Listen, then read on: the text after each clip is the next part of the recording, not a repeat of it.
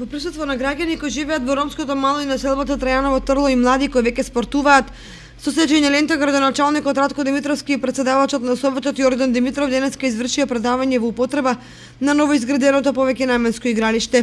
Овој спортски објект е изграден на место кое однеодамна представуваше депонија и жариште на заразни болести. Неговото значење е што ќе им овозможи на младите да спортуваат и корисно да го користат времето. Го отворивме и 8-то повеќе наменско игралиште во општината Кочани, наменето за жителите од оваа околина, значи жителите од ромска националност и жителите македонци.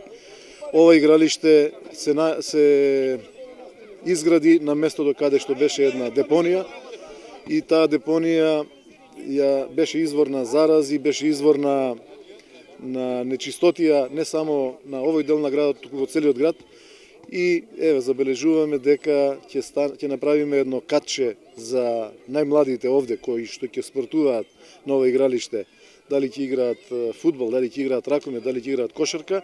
Имаме едно катче за сосема малите преку нивните занимални, преку лулашки и такви, значи детско игралиште, и една седешница за повозрастните, дали се родители, дали се дедовци, баби кои што ќе седат овде и ќе ги надгледуваат своите најмлади. За карактеристиките на повеќе наменското игралиште, раководителот на подрачната единица за градежништво и урбанизам Александар Гицов истакна.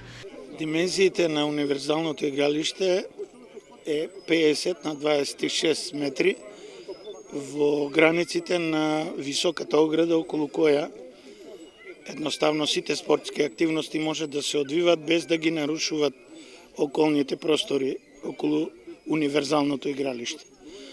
Направивме напори да го оплемениме просторот со високи дрвенести растенија во соработка со колегите од Водовод и да го озелениме целиот тој простор за да ерозијата и идните природни влијанија што подолго ни го одржат формата на игралиштето така како што сме ја замислили. Вредноста на спортско-рекреативниот центар изнесува приближно 3 милиона и 200 денари.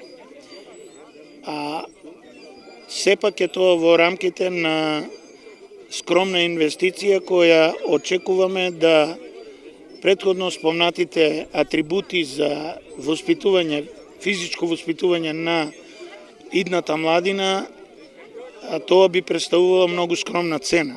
На новинарско прашање за одржувањето на ова и другите спортски објекти, градоначалникот Димитровски со одговор. Секоја година организираме годишни прегледи со годишно одржување, кое што е во текст за другите 7 игралишта и за другите детски игралишта, и традиционално го завршуваме тој процес на 21 март. Значи за оваа година веќе подготовките течат, состојбата е снимена на терен како изгледа, што изгледа, и ќе се поправат сите, ќе се доведат во исправна состојба. А ова очекувам, искрено очекувам дека овие наши сограѓани ќе го чуваат најповеќе од сите, без обзир што ги бие глас дека тие се оние кои што ги уништуваат и другите и ќе го уништат ова овде. Очекувам дека сепак ќе биде зачувано во таква форма каква што е сега. Новоизграденото мултинаменско игралиште е уште една потврда за грижата на општината за спортот и рекреацијата на младите и на возрастните и за настојувањето ваквите објекти да им ги доближи што е можно поблизу. Таквата политика ќе продолжи и во иднина со изнаоѓање нови локации за изградба на спортски и рекреативни објекти.